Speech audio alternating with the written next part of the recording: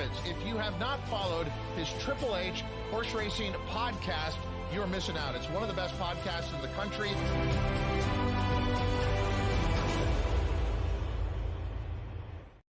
Good evening and welcome to episode 31 of Horsin Around right here on the HHH Racing Podcast. I'm your proud host, Howard Kravitz, along with co-host from the Commonwealth of Massachusetts and journalist for the Saratoga Special. Back from, I'm sure, a wonderful week at the spa. Paul Halloran. Paul, how you doing tonight? Hey, Howard, how are you? I'm doing terrific. You're looking good. You're looking well rested. We got a lot to talk about. Quite the weekend there at Saratoga. You see, I'm sporting my Catholic boy and Claiborne outfit today, so got to represent. Please, everyone, make sure you hit that subscribe button on the bottom right-hand side of the screen. Hit the notification bell in the top right-hand corner of YouTube and smash that like button. We greatly appreciate it. Paul, we got a lot to talk about, so let's just jump right in. First of all, it was Whitney week. It's always a special week at Saratoga. We got some racing to talk about. You did yeoman's work as usual for the Saratoga Special, which we're going to get into. But before we talk about the weather and the off the turf situation and the great article that you wrote about the racing conditions and whatnot on Saturday, let's just jump right into the racing recap.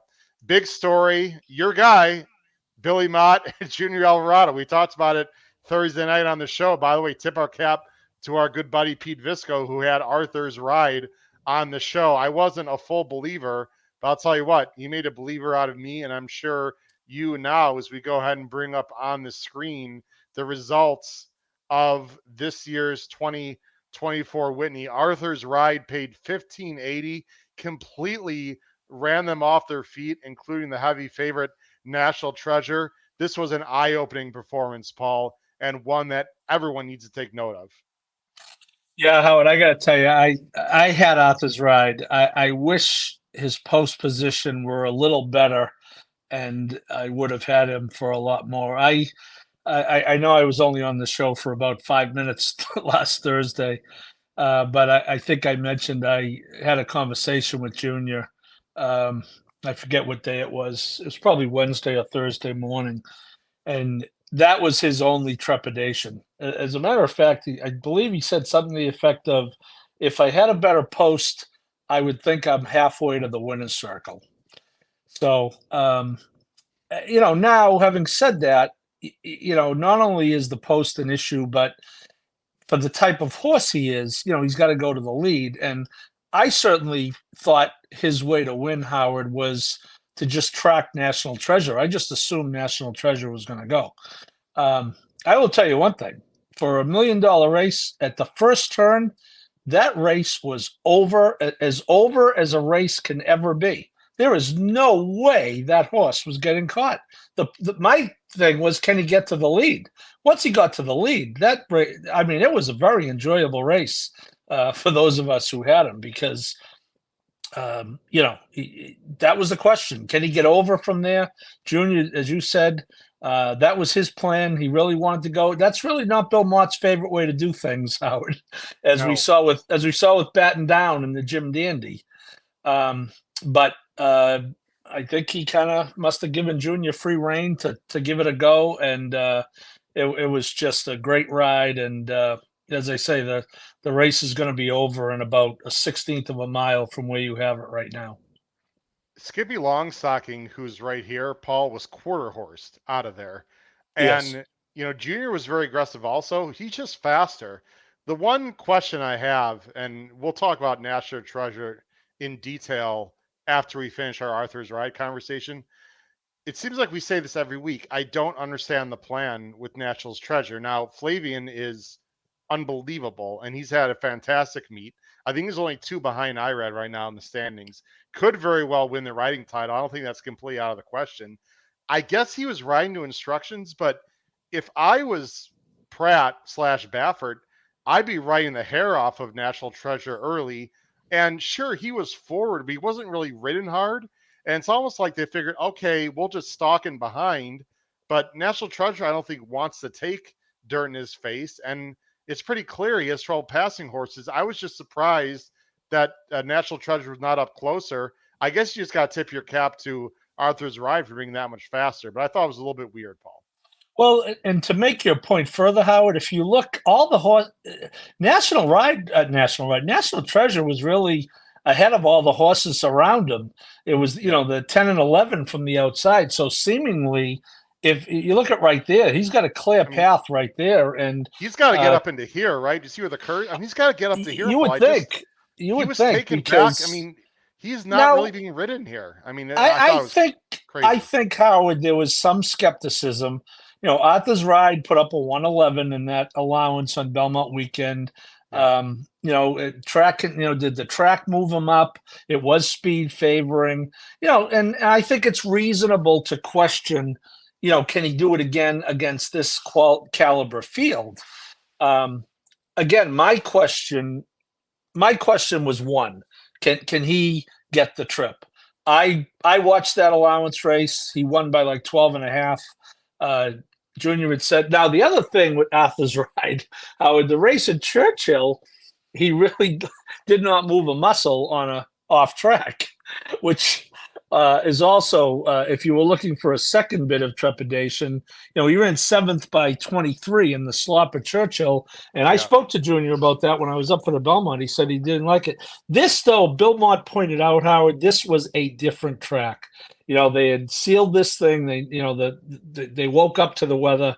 I mean, they knew they didn't wake up. The weather came overnight. They knew leaving there Friday that the weather was coming. The track was sealed. This was a very different track, even though it's wet. And we'll talk about wet tracks later. But he had no issue with the track. And I think Howard National Treasure did. I don't think he liked it. Baffert mentioned he just didn't think he showed up. I think he's more of a fast dirt track as opposed to off sloppy track. But hey, look, Arthur's Ride can be anything. We knew it after the last race, and he right now is squarely in the conversation for the Breeders' Cup Classic. Obviously, I think so. And I usually not agree, but I respect when trainers talk about their horse. Brad Cox said they were taken back with First Mission. Let me tell you something. He didn't take back. I don't know what that was about. It was pretty clear. You can't see First Mission really on this shot, but he's just outside of National Treasure. So he was asked. But, I mean, it was nice to see an honest pace. Right here, I'll tell you what. I thought Arthur's Ride absolutely had a shot. I just didn't envision this situation right here. And, I was watching National Treasure carefully. He's not pulling. He's not like rank. He looked comfortable, but it's just pretty clear to me at this point that National Treasure needs the lead or very close to it, and obviously needs a fast track. And I guess if you're fans of National Treasure, Paul, you're happy about this because now you're going to get a better price in the Breeders' Cup Classic, which is going to be run on his home turf in California. I'm very dubious, but let's focus on Arthur's Ride here. I was going to ask you, as we see her on the turn, Skippy's all out here. Skippy's not getting here. No one's really coming. Krupe makes a nice run, as he usually does from the back of the pack here, the 7. I actually thought my sneaky play, Disarm, ran well. I think he ran much better in this race. He finished 4th. He's on the inside here. But, I mean, this is a hand ride right now. I mean, no one is getting this horse. He's got a big stride. There's no reason why he won't like California, which tends to be speed favoring. I'll ask you the same question, Paul, that I asked Kyle Roscoe on Saratoga today, Sunday morning. Is this a one-off, or I guess you already answered the question. Is he a serious Breeders' Cup Classic threat? If you look at the chart, Howard, this race to a degree fell apart, except for him. Skippy was 2nd, finished 5th. National Treasure was 3rd, finished 6th, and First Mission was 4th, finished 7th, which made me really upset because I didn't really like Krupe. But if you really think of it, if you're going to bet Arthur's Ride like I did, I was almost certain he wouldn't be caught, which means the speed horses chasing him are going to get caught. And I think that makes his performance more impressive. What happened to the other three horses? So, I think he's absolutely a contender. No doubt. Krupe ran his career best. Post time actually ran very well as one of the longer shots on the board. I think Disarm run back into form. I'm not saying Disarm is some kind of Breeders' Cup Classic threat, but he came back and ran a 99. I think we already know what Skippy is, Paul. Skippy is Skippy. National Treasure, I think we know what First Mission is. I'm off the First Mission train now for sure. I just don't think he's good enough. How do you feel on National Treasure in the Breeders' Cup Classic at this moment, Paul? All right, do you want to give you a second to recap? No, I'm just relocating. Give me a minute here. So all right. you go away for a week, and you got a lot of catching up to do, Howard. Yeah, I get it. Well, I'll let you get situated. I'll speak for him. I'll speak for him on National Treasure. I think he can bounce back, but here's the thing, Paul. I was a little bit dubious of him on Saturday. I'm not saying I thought he would run 6, but I was a little bit dubious. I don't think he's a mile and a quarter horse. I really don't. I think when he won the Pegasus, it was sort of a weaker field. Gulfstream's very speed favoring. I mean, let's assume Arthur's ride goes, okay? I think we have to assume at this point that Dornock's going to go to the Breeders' Cup Classic. I don't know any reason why he wouldn't. You've got to figure there's got to be some other speed in the race. I just don't see the Breeders' Cup Classic setting up for National Treasure right now at all. I just don't see it.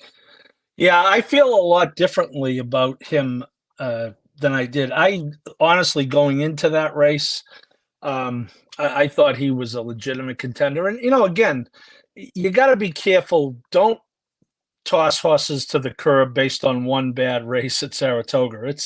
I mean, look at our good friend Cody's Wish, if you want to look no further than Cody's Wish.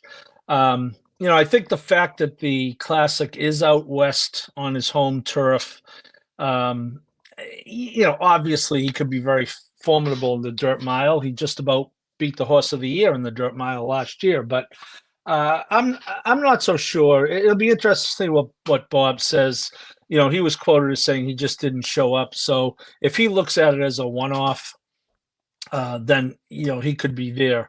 I do agree with you though that obviously the water gets deeper, but as I said, Arthur's Ride's now run a 111 and a 110. I believe he got a 110 for that race, right? Back to back.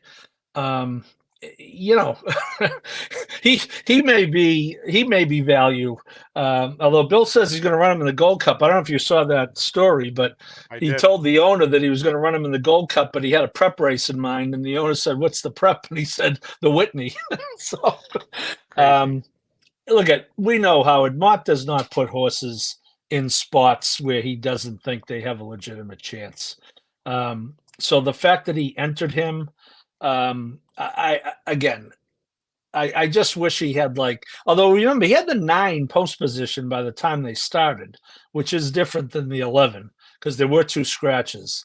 If he had the 4 or 5, I would have, as I said, I had a decent win bet on him. It would have probably been doubled with a better post, but I'm not going to complain. It's going to be very interesting to see what Arthur's Ride does the rest of the year and National Treasure. Baffert's also got Parenting, who's really talented, who's going to the Breeders' Cup, the Pacific Classic. Muth is supposedly maybe coming. He's look, we don't have to feel sorry for Bob Baffert and what he's got. I'm just going to be very interested to see what they do with National Treasure going forward. But congratulations to Junior, and who had to hold on for dear life, by the way, on the backstretch. What an athlete. If you don't think these guys are athletes, Paul, you must not be watching horse racing. Oh my God. I mean, he had a run he said he thinks he ran about a 16th of a mile holding on to and how about that? How about the horse wins the Whitney and then gets loose on the gallop out, now on national TV, by the way, but yeah, he did a great job. And, hey, look, I'm not objective when it comes to him, obviously, but I'll tell you what, he had 2 wins after the first 2 weeks, and I think that was his 10th. He won the Hall of Fame with an unbelievable ride on Neat, well-timed ride on Friday. Really good ride. Wow, I thought Laganos was gone. What a ride on with Neat on with Junior. Let's talk about one other race real quick at Saratoga. Then I want to just quickly touch on Adare Manor, and we'll get to your story, which is the the second part of our conversation tonight. Ways and means in the test. The test was a small field, really good one. I hate to bring this up, Paul, but you got to do it. I think one of the big stories, unfortunately, was Brightwork flipping pre-race. She is fine, but boy, you got to feel horrible for John Ortiz and Brightwork, who was working unbelievably, and I think would have been a factor in this race. Ways and Means got a dream trip, beat a very good horse in Emery. Denim and Pearls, I would have liked if it was dry. It was not. She didn't quite fire.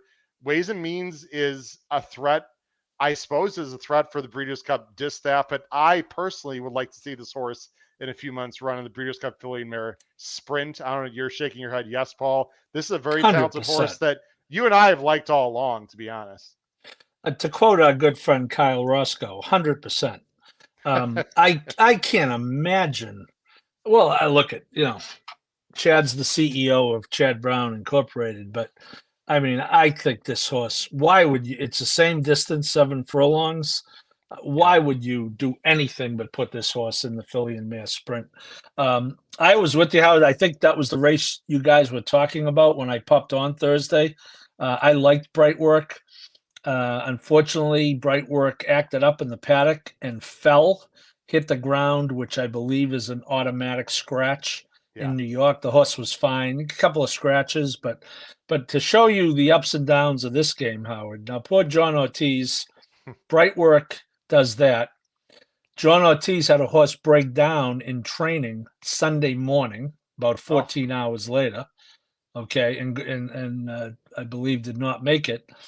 And then you go a few hours later, and he has a horse run a monster in the first race of the day. That whatever is the something side. Horse? No, it was earlier in the day, and Saturday Ferocious was unbelievable. No, but I mean, after the Saturday stuff, he won the first. After the Sunday stuff, he won the first race on Sunday. And isn't this Ferocious horse? Isn't this? No, that's Galda.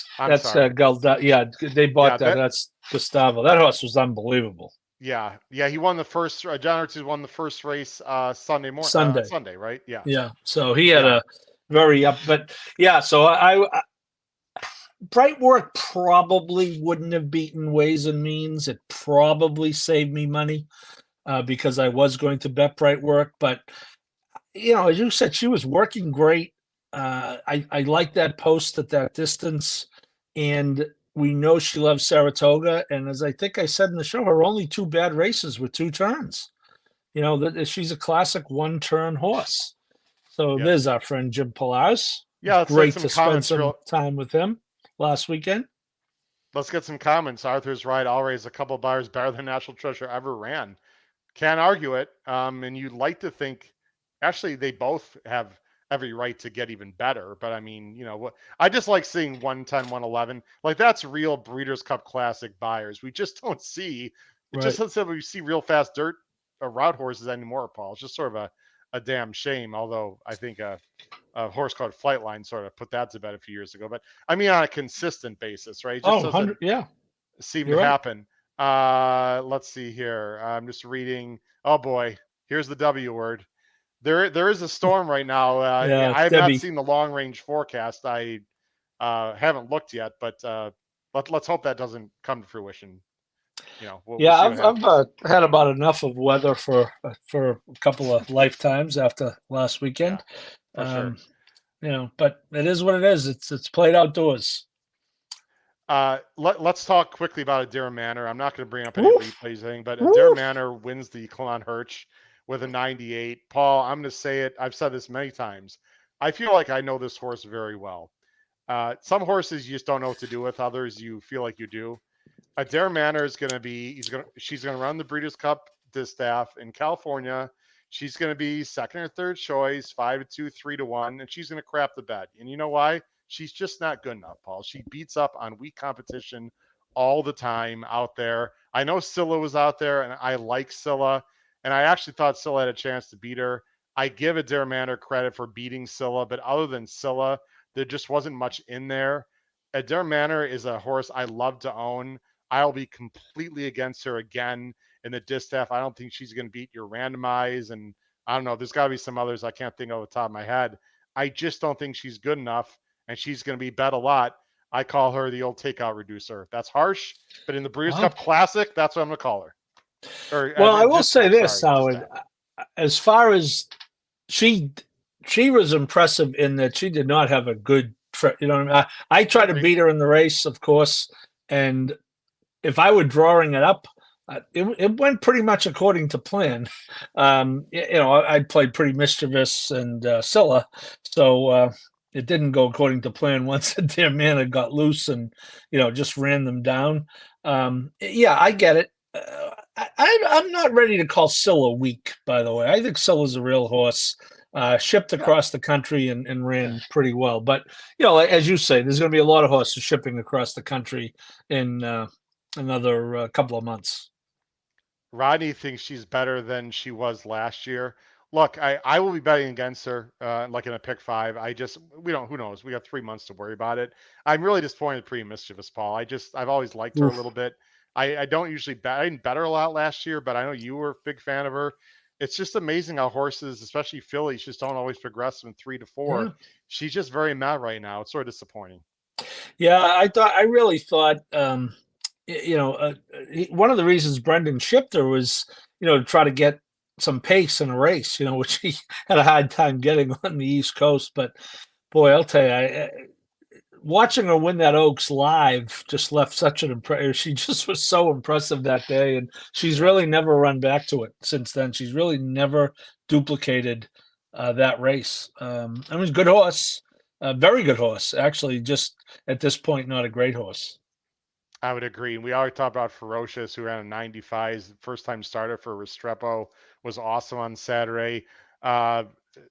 Big win in the Adirondack also, but a low buyer in that race. Anyway, a lot to talk about this week at Saratoga. Was really a fun week. Now, let's talk about Saturday and the whole situation. Paul, I got to tip my cap to you, man. Not only was your article fantastic with Joel Rosario in the Saratoga Special, which everyone can find on thisishorseracing.com. Highly recommend everyone check out the wonderful job that all the gentlemen do, the Clancy brothers and Paul and everyone else, Tom Law, Saratoga Special at thisishorseracing.com.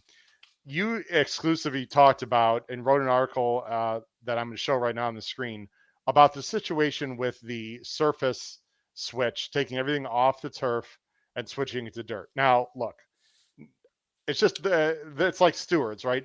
Someone's not going to be happy with this situation. In this case, it was the bettors. The only thing I was a little bit disappointed on, and your article didn't touch on it because that's not what you were focusing on, so I'm not blaming you at all, is there must be a state rule saying they couldn't create a late pick 5 with 2 races out, or I guess the betting had already started, you'd said. So I found it a little bizarre they couldn't find a way to create a late pick 5, but I guess you can't do that on the fly after you cancel 2 races. But let's talk about the article. Here it is, data decision. Graded turf stakes moved to next week after heavy rain. Look at the byline. Paul Halloran, our guy. Paul's a great article. I just want to show it to everyone. People can read it. But the first thing I want to ask you is, who is Scott Palmer? So Dr. Scott Palmer is the equine medical director for the New York Gaming Commission. So basically he's the doctor on the commission. And as he points out in the story, he basically has, one job, keep horses and the humans on top of them safe. The timing was unbelievable. We'll get into it. I mentioned it in the story. 5 days before Saturday, he released a 107-page in-depth report on last year's horrendous summer there, with the 17 fatalities overall, and of course the high-profile fatalities on Whitney Day with Maple Leaf Mel and Travers Day with New York Thunder. So he basically has spent about a year, trying to figure out ways to prevent it. And it's never going to be 1,000% preventable, but he did come up with some protocols that were published on Tuesday that I don't think any of us thought would come into play so soon. And it was his call. The people might wonder why some races came off first thing in the morning, and then the stakes were delayed. First of all, Naira does, they do that a lot. Obviously, if you think the course is in tough shape and you can only get a few races in, you want to get the stakes. But the other reason is Naira can, according to what Dr. Palmer told me, Naira can independently take those races off the turf on their own. But when you cancel a stakes race, obviously you're going to reschedule it, if at all possible. Very likely you're going to try to reschedule it. They cannot do that without consulting with the commission. So hence, it not only was it an easy decision to take the non-stakes off, but the delay on and probably too long a delay, and I think he knows that, and he kind of addressed it when I spoke with him. It was I believe it was about a half hour before the first race, and it kind of came out of nowhere. But so it's a long answer to your question. He's the equine medical director, and he spoke with the executive director of the commission in the morning and said, we got issues here. What do you want to do? And the executive director said, this is your call. You're there, it's your call. So it was his decision. Obviously in consultation with Naira, but the final arbiter was Dr. Palmer. Now, in the article, you bring up two words. That's the main theme to the entire article. And see, I read the article, Paul. That is moisture content. Talk about why those two words, and also another word, consistency, is really at the crux of this entire issue. Yeah, so so the day's going on, and we were all there to cover stakes races, and then this happens, and I'm like, oh, this will be an easy day. There's only 3 stakes, so I can't get more than one. And I get the text from Tom Law, we need you to do a news story on this. So anyway, so what they've been doing for years and years is just saying, what's the moisture content in the track? There's an average of 20% moisture, or 25, or in the case of last year's turf fatalities, as they point out in the story, they were all over 26. But one of the things he discovered in his research is that last year, on the 2 weekends where there were the high-profile fatalities, there was a great variation in the moisture content from one part of the track to the other, to the point of, in one spot, it was a 7%, and another spot it was 62. And as he points out, and we see people like, well, horses run in the slop all the time. They ran 10 races in it on Saturday. Yeah, horses will figure it out. And I thought he had a telling quote in my story. Horses can adapt to anything. They can't necessarily adapt when they're going 38 miles an hour, or around a turn. So one of the things they're doing now is measuring multiple spots on the track and seeing not only what the moisture content is, but what the variation is. And on Saturday, that variation was 7%, as opposed to 62% last year. I misspoke. Last year, it was as high as 62. This Saturday, Paul? Yeah. I'm sorry, but there's only one thing. Your article is great, but I still have one question that is a bit unclear to me. And I'm paraphrasing. I think Dr. Palmer said in your article something to the effect that last year they didn't have the best data or quantitative data on the consistency. But then he said that last year there was a 62% difference in variation. So if they knew there was that variation, was it just simple as they didn't understand the effect on the horses? Or no, am I missing? It wasn't clear to me. My understanding is he discovered, with a deep dive researching last year's information, I believe he came up with information that they did not have in real time. And I think that's the difference now, he pointed out, is, the information has been there, but now they are using the information in real time. Basically in real time. So a lot of the stuff in his report went back, and they did a deep dive on. They dug up as much data as they could from those days last year. The other thing that's important to note is, as he said to me, he said, Paul, we had a gift this year. He goes, you know what that is? I said, yeah, the Belmont Stakes Racing Festival. He said, exactly. So instead of going into the Saratoga meet with a baseline of last year's data, they actually had data from the first weekend in June that was about a month before they started. So they had a baseline there. So I mean, look at I don't want people to be going into comas at home, but it is complicated stuff, and I kind of. It was thrust upon me, and he was I spent a half hour with him in the middle of the card Saturday, and he was very generous with his time. He was on Steve Bick for an hour today talking about the same stuff, but it's important. I don't think anyone really likes it. I think a lot of people understand it. Certainly, if you were standing 30 feet away from Maple Leaf Mel like I was, you understand it. It doesn't really matter if we like it. And to a degree, if we understand it, this is the new normal. And let me tell you what's going to happen someday. There's going to be a day, and it might be Whitney Day, and it might be Travis Day, that the numbers don't stack up on the dirt. And they say, not only are we off the turf, today's card is canceled. And the sun might be out. And I asked him that question. I'm going to read you the last quote in my story for those people who haven't read it. I can bring it up if you like.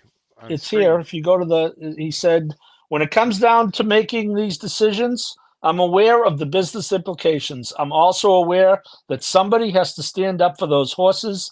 I don't care if it's Whitney or Travers or Belmont Stakes. It all boils down to the objective criteria.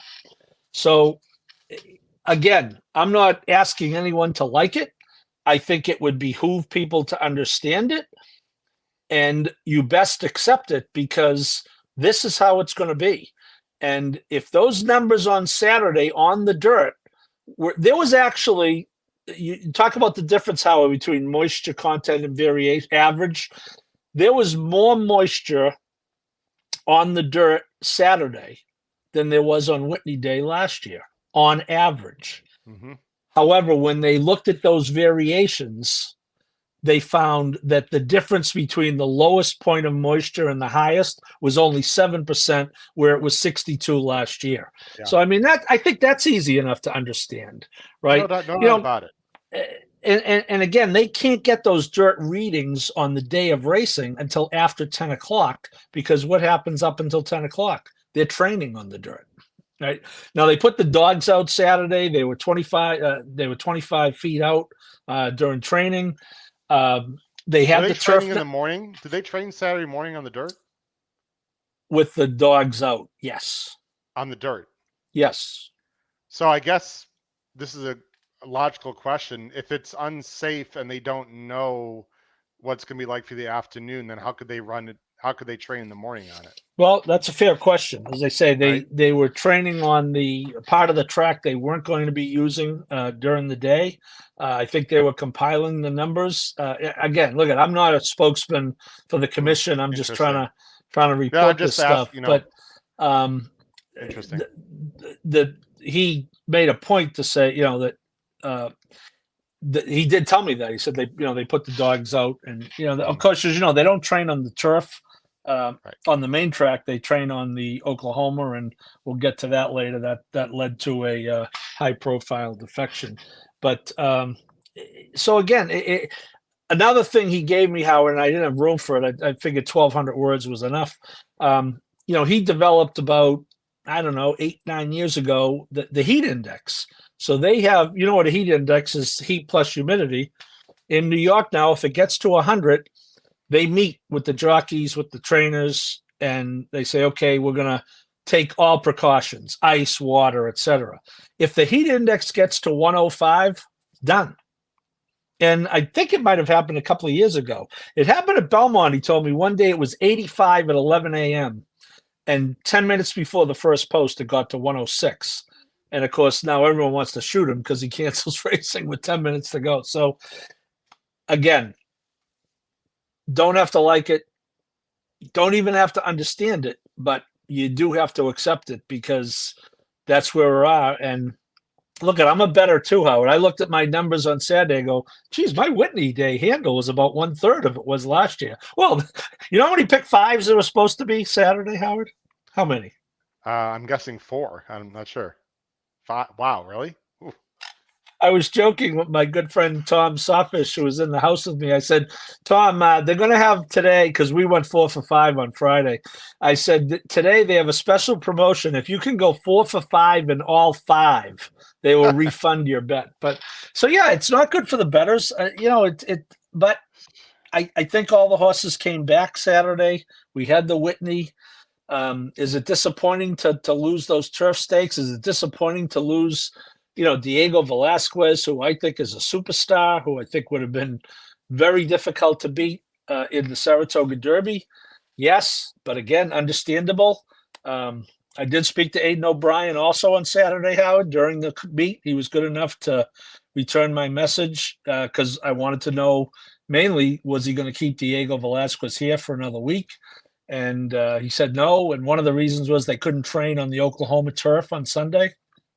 And said now basically it's 3 days off and we got to come home and start over again. So Aidan O'Brien, Howard, if if you want to be pissed off as a bettor, so he ships 2 horses here the Sunday before Whitney weekend. The day you guys left town, Howard, Aidan's horses arrived. Okay, 4:00 Monday morning. 2 horses, an assistant trainer, 2 exercise riders.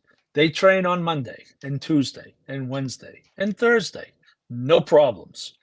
The filly develops a stone bruise on her foot. They have to scratch her on Friday. Okay, that's fine. Ryan Moore is flying across the ocean to ride Diego Velasquez. Okay. Oh, the race is canceled. Now he's going home. So it has effect on everyone. But this is the new normal. I made it a point, Howard, to ask him about the dirt because we're used to races being taken off turf, right? I said, well, is it fair then to question, is there going to be a day when those numbers indicate that you're going to take them off the dirt and there'll be no racing? He said, yes. So I'll tell you, these guys that come across the pond, I mean, if you watch racing overseas, they race in incredibly boggy conditions. They must come over here saying, like, what in the world is happening? And it's a little discouraging because we want these really nice Euros coming over. And, if you have enough issues, there was an issue with the Breeders' Cup, remember, with the veterinarians and everything. I mean, I just hope that we can continue to get more safe and figure this stuff out. By the way, one of the best names I've seen in the chat, Superfecta Hecta. I love it. Thanks, Pete. He's not here, but thanks, Pete, from the left coast. Great call on Arthur's ride. Superfecta, I'm glad you hit that. We'll pass that along to Pete. Quick question from Rob N at the bottom of the screen. You have to look up Saratoga rain gauge shoals to find out how much rain they have, but why not provide real-time information about the condition of the track when changes come out? I guess Rob is suggesting if they have that real-time information, why not pass it on to the bettors and racing fans? I think that's what Rob is saying. I think that's a fair question, and I think it is. I think it is monitored throughout the day to whatever degree they can. So that is a good question. I don't know that they're going to get in real time. Those variables that we've been talking about, 7% versus 62%. I mean, that's data that's being put into a spreadsheet, and it's one of the, as he said, one of the reasons for the delay was trying to get.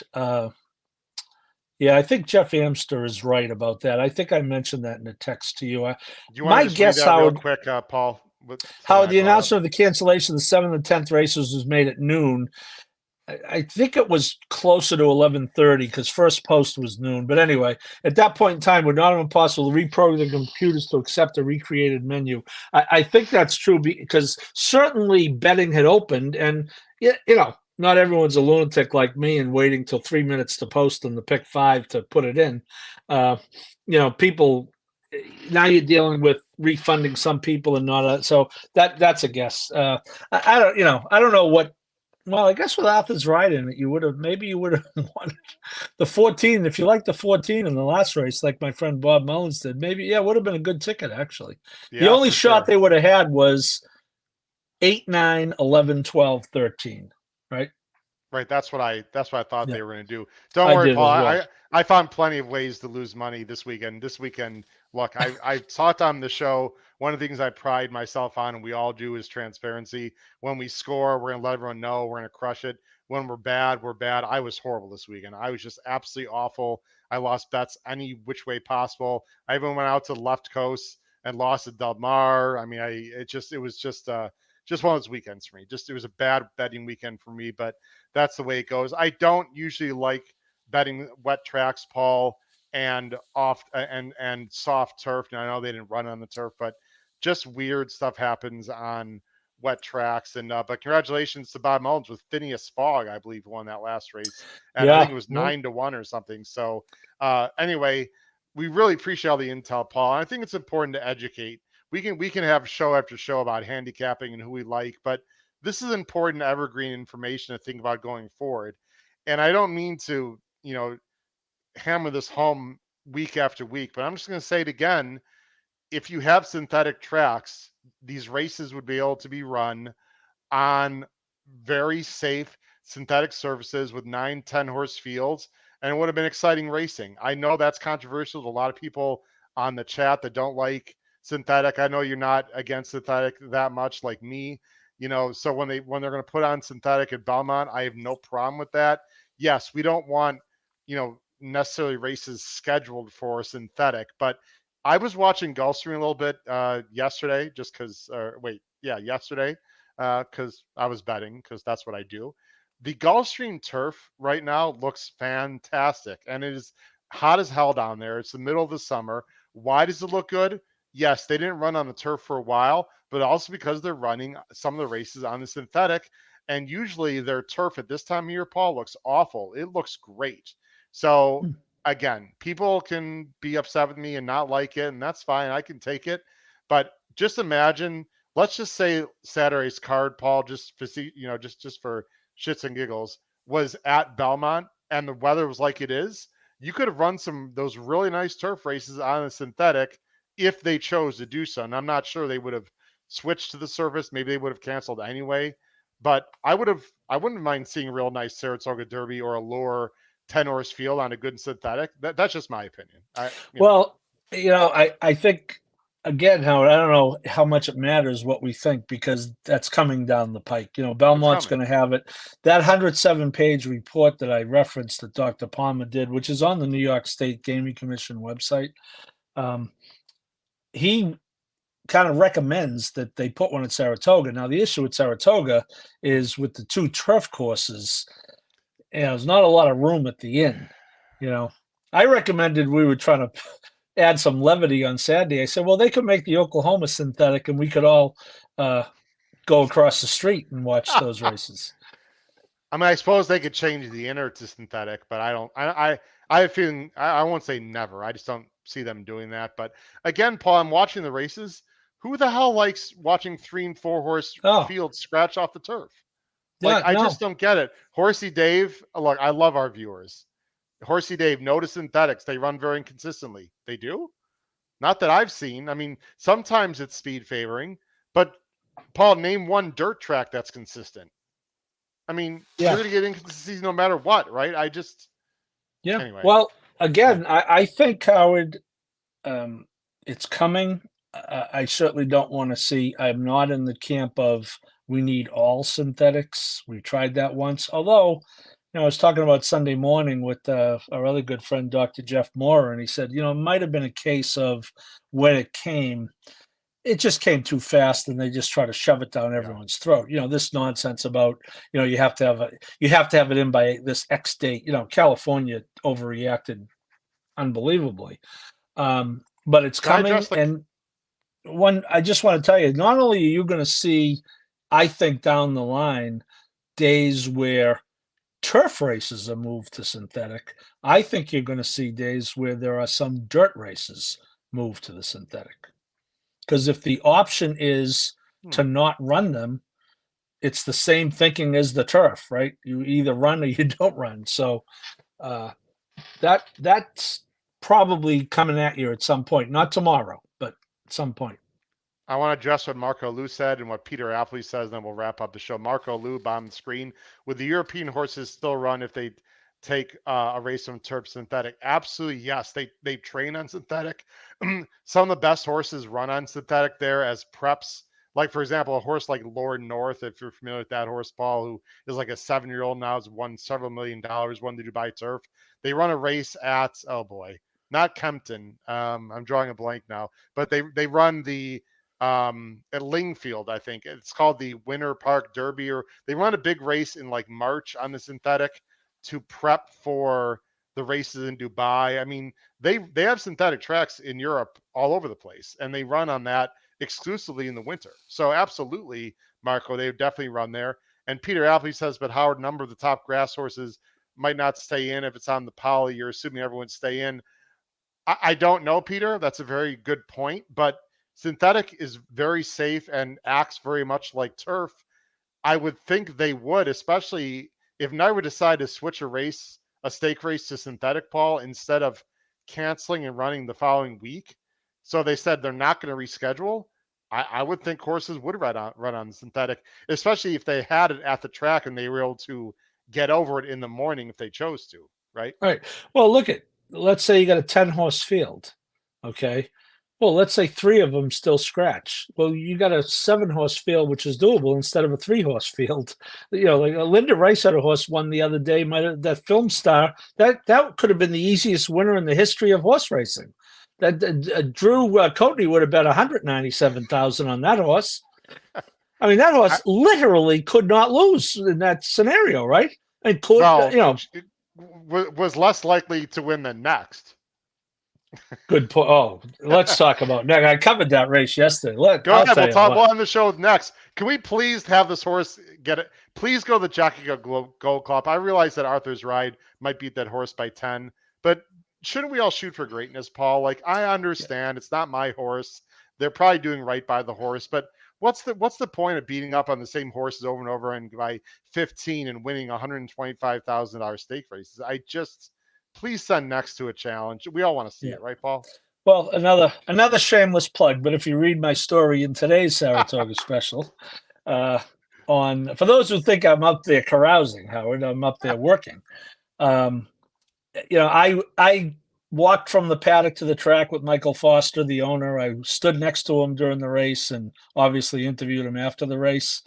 They were very non-committal, the usual. We're going to make a plan. If I were a betting man, Howard, and I'm not, but if I were a betting man, I would bet that they're going to give it a shot.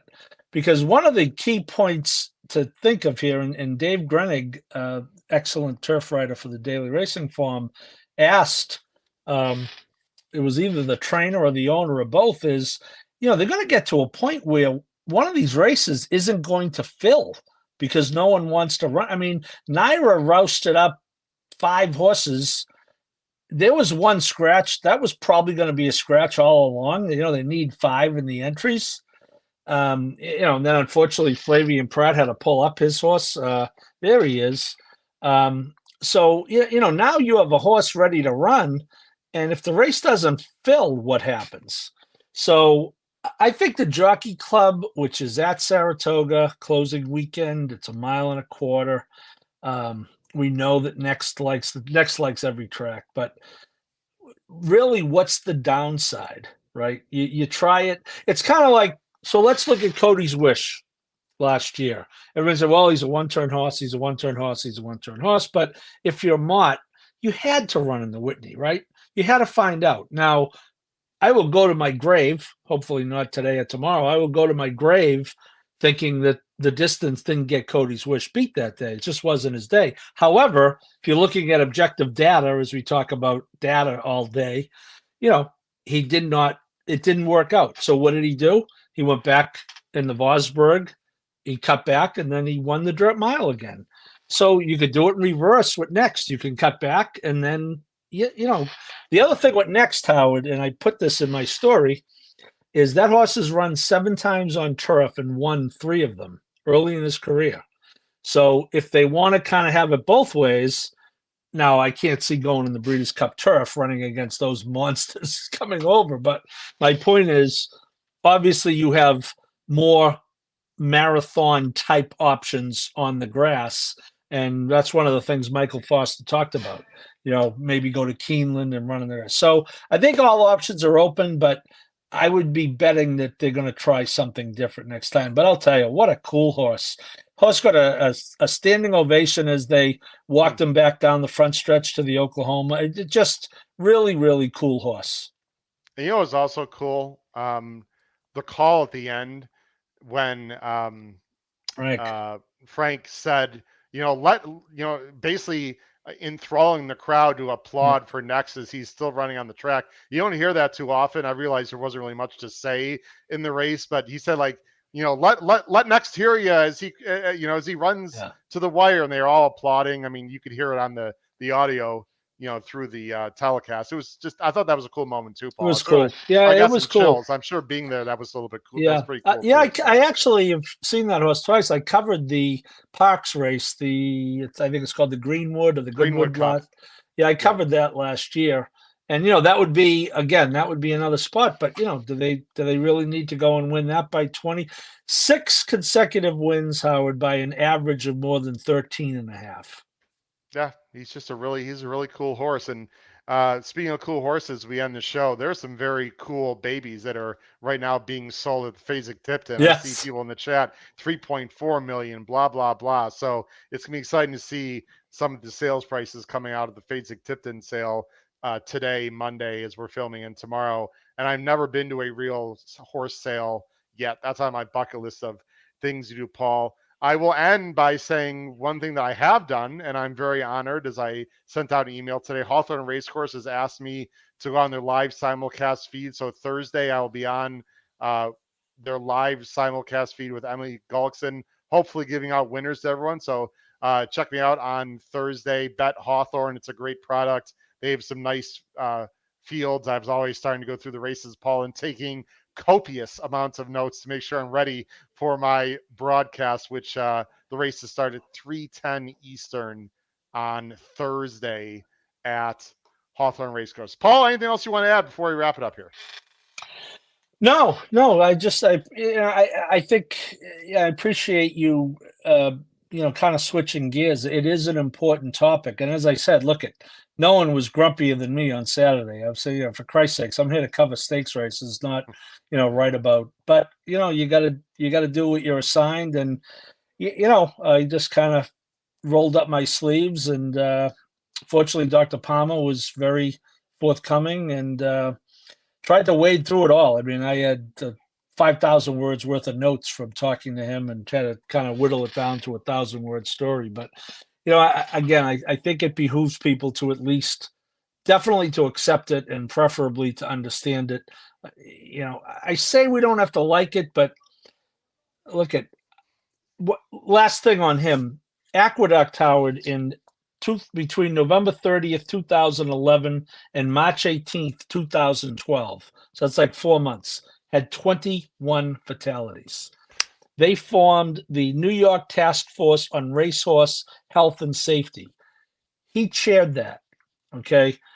Well, flash forward 10 years, and the fatality rates, not only in New York, but in North America in general, are down 50%. I mean, we're now lower, I believe, than Europe and Australia or Asia or whatever. So, you're never going to get to zero. We know that. God forbid, though, we're trying to limit it. And if you're in his shoes and you have data now that can be interpolated, good word, Howard, can be interpolated in ways that you just simply didn't before, then you're incumbent to use it. So I'm not trying to defend it or attack it, just trying to get the word out there. I think it's important that people understand it. As bettors and racing fans, we want transparency. We're getting it. You might not have liked the result of the transparency, but we got transparency, and we all understand why. Paul, excellent job this weekend. Last shout out to Noah Maher, who gave out 3 out of 4 spot play winners at his Del Mar Power Picks on Sunday with 2 horses that paid $11 plus. So again, please look into our Power Picks tip sheet for Saratoga and Del Mar, and our regular tip sheet as well. All of that information can be found on our website that Pete Visco runs, hhhracingpodcast.com. For my wonderful co-host and writer for the Saratoga Special from the Commonwealth of Massachusetts, my good friend Paul Halloran. This has been your host, Howard Kravitz, episode 31 of Horsin Around. Crush your bets wherever you play this week. We'll see you down the road. Take care, everyone. Have a great night. Bye-bye.